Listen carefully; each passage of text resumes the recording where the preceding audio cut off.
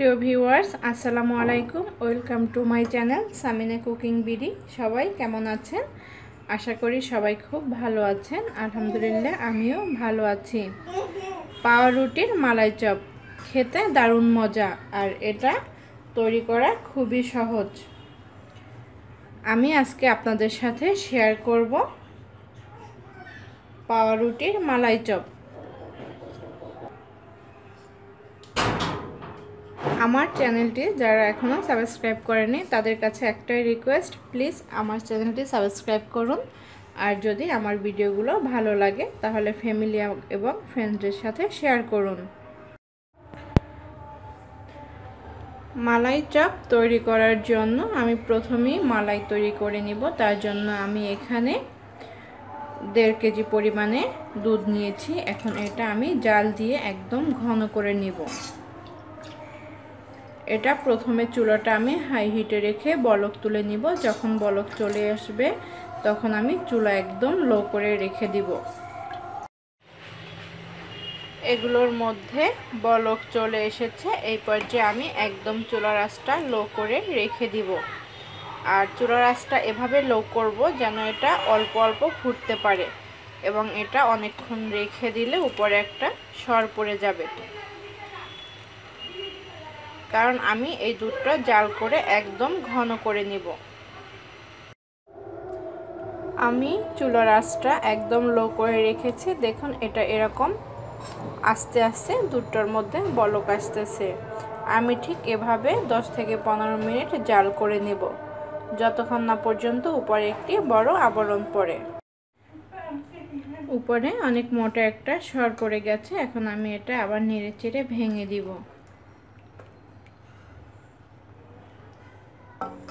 এই দুধটাকে একদমই ঘন করে ফেলতে হবে।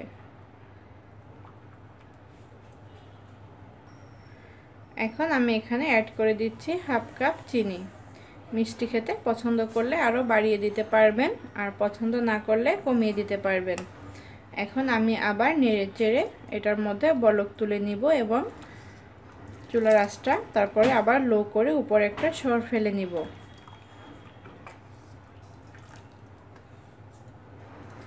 এখন আমি সুন্দর একটা ফ্লেভারের জন্য এখানে 3 টুকরো এলাচি নিয়েছি, এগুলো দিয়ে দিলাম।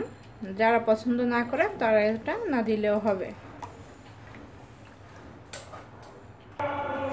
মালাই চপের জন্য আমি মালাই তো করে নিয়েছি। এখন আমি চপগুলো এখান থেকে নিয়ে নিব, যার জন্য আমি এখানে একটি মাঝারি সাইজের পাউরুটি নিয়েছি।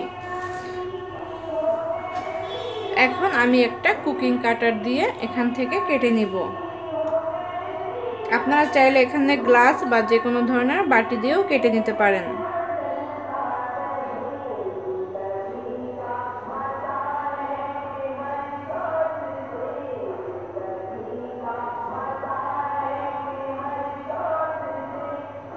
আর এটা আমি ফেলে দিব না, এটা দিয়ে আমি ব্রেড ক্রাম্ব তৈরি করে নিব।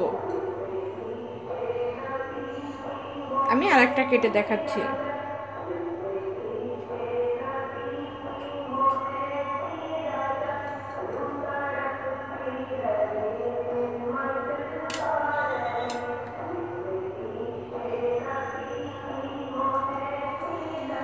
আমি সবগুলো এভাবে কেটে নিচ্ছি।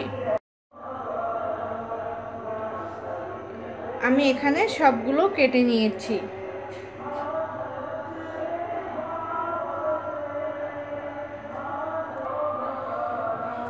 আমি এটা বেশ কিছুক্ষণ সময় ধরে চুলার আঁচটা মিডিয়ামে রেখে নেড়ে নিয়েছি। এটা কিন্তু অনেকটাই ঘন হয়ে গেছে। আমি এখানে এতটুকু পরিমাণে দুধ নিয়েছিলাম, দেখেন কতটুকু করে ফেলেছি। এই দুধটাকে আপনি যত ঘন করতে পারবেন খাবারটা ততই মজা হবে। এখন আমি এটাকে ঠান্ডা করে নিব।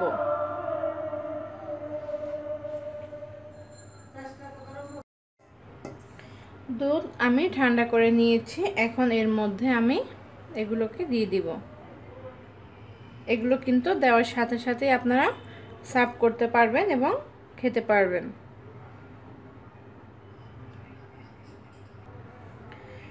আমি এখানে সবগুলো দিয়ে দিয়েছি। এখন এগুলোর উপরে আমি এভাবে একটু দিয়ে দিব এবং এগুলো উল্টিয়ে দিব।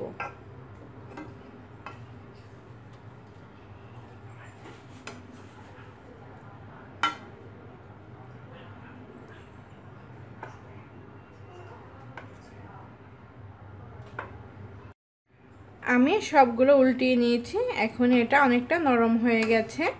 এখন আমি এটা সার্ভ করে নিব।